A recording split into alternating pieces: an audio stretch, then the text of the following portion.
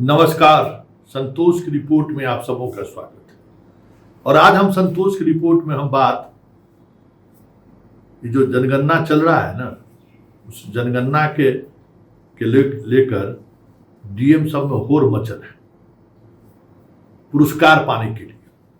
समझे ना, इस इलेक्शन में पुरस्कार मिलता है ना, लगता है जनगणना में भी लोगों को पुरस्कार मिलेगा। और इस पुरस्कार पाने की होर की वजह से मास्टर साहब सबको जान लेने पर तुला हुआ है। रोजाना 2, 4, 10, 20, 50 मास्टर साहब लोगों का फोन आते रहता है। वो कामचोर मास्टरवा की तो बात ही छोड़ दीजिए, उसमें तो कोई बातें नहीं है, बात करना ही बेईमानी है। अभी भी भेजेगा कि हम किसका बात माने, वीडियो की बात माने कि बी राजेंद्र की बात माने, जो कमचोरवा सब है, उतना ही वो दिमाग लगाएगा, दिन भर यही सब करता रहेगा। अब भाई डीएम हो, चाहे एसपी हो, चाहे बीडीओ हो, सीईओ हो, सबका परवावा है बी राजेंद्र। सामान्य प्रशासन विभाग का वो अपर मुख्य सचिव है। उनका आदेश सबके लिए लकीर का फकीर है, फकीर मानना ही मानना है। जो नहीं मानेंगे वो सस्पेंड हो जाएंगे, उनका तिरोदशा हो जाएगा। ये अलग बात है कि पहले जैसा मजबूत नहीं है वो। नीतीश रहते तब तो अभी तक खिला कर दिए रहते, अब नीतीश नहीं है, मतलब अब भाई घोड़सवारी पर घोड़ा रंग दिखाता है। नीतीश नहीं है, सम्राट है, तो अपना उसमें लिख दिए प्रधानमंत्री का वक्तव्य। चलिए, कम से कम प्रधानमंत्री का वक्तव्य आ जाएगा तो न मंत्री न मुख्यमंत्री कुछ बोलेंगे, काहे सब कर दिए। जब पॉलिटिकल दबाव पड़ेगा ही मास्टरवा सब कर।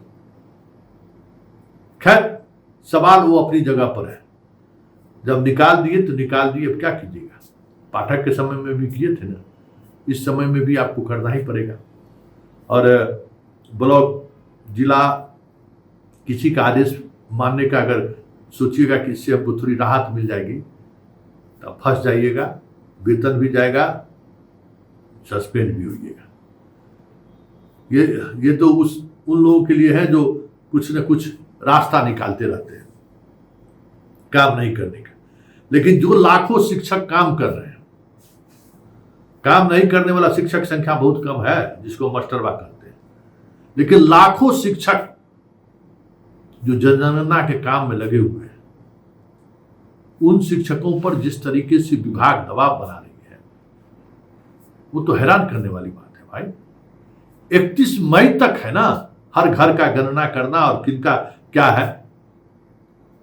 वो जो 33 पॉइंट है, उस 33 पॉइंट को अगर आप फुलफिल करके लाते हैं, 5 सेट भरना है, समझ लीजिए, एक मकान का, एक जिसको की है भाई करने दीजिए।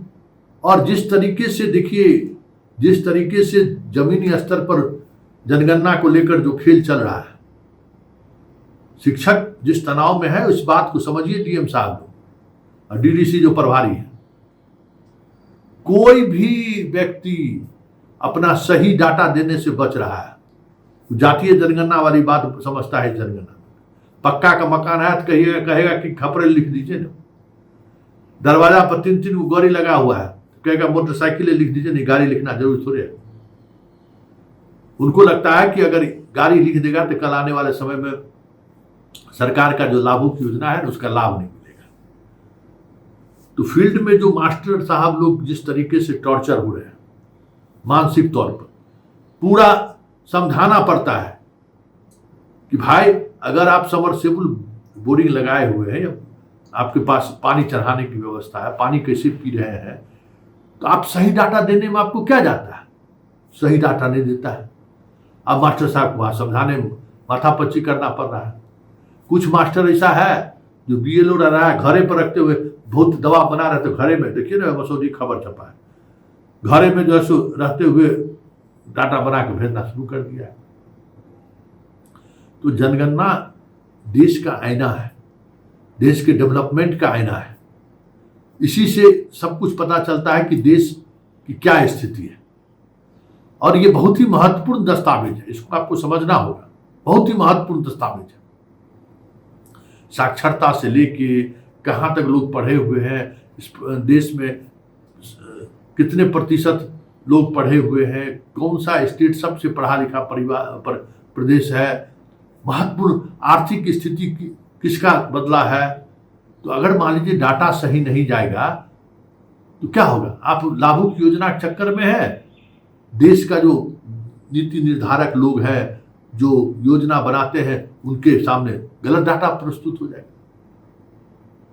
80 करोड़ गरीबी रेखा से लोग नीचे रह रहे हैं। हमको तो लगता है कि इस डाटे का फिर से जांच होना चाहिए।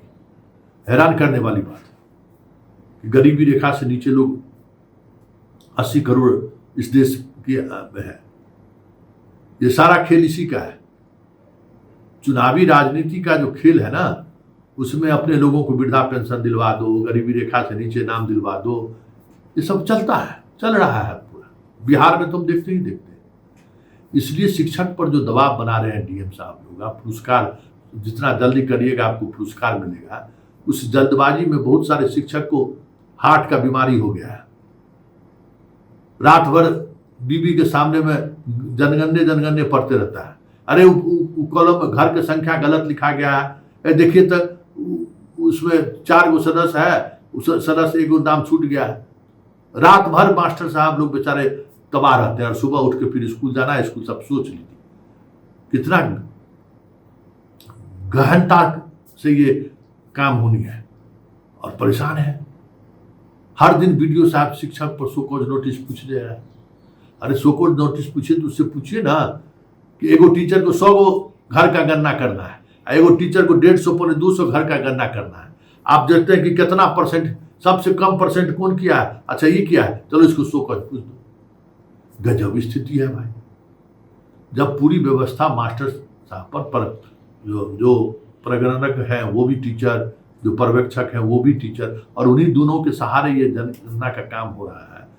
तो बीडीओ साहब ने क्या है व्याकुल है, डीडीसी साहब का है व्याकुल है, और इस व्याकुलता की वजह से डाटा में जो बाएं दाएं हो जाए तो देश का नुकसान होगा ना। देश को एक अपूर्ण डाटा चला जाएगा। तो 31 तारीख तक शिक्षकों को काम करें, 31 तारीख तक पूरा कर दे। दबाव ये रहना चाहिए, इन्हें कि 15 तक पूरा कर दीजिए, 20 तक पूरा कर दीजिए, 21 तक पूरा कर। पहले पूरा करके क्या होगा? आप रखिए कि किस मास्टर साहब के पास कितने घर का जनगणना करना है, कितना डाटा देना है। इस डाटा देने के बाद ही ना आप कुछ आगे कर सकते हैं।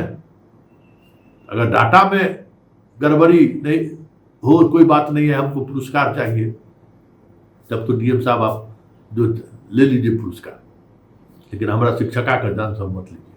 हमारा शिक्षक बेचारा तबाह है, काम करने वाला शिक्षक तबाह है।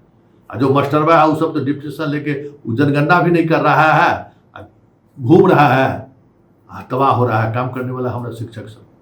इसलिए डीएम साहब जरा इस सब तरह का जो दबाव बनाया जा रहा है, उस दबाव की वजह से आप जो जनगणना का जो गुणवत्ता है वो प्रभावित हो सकता है।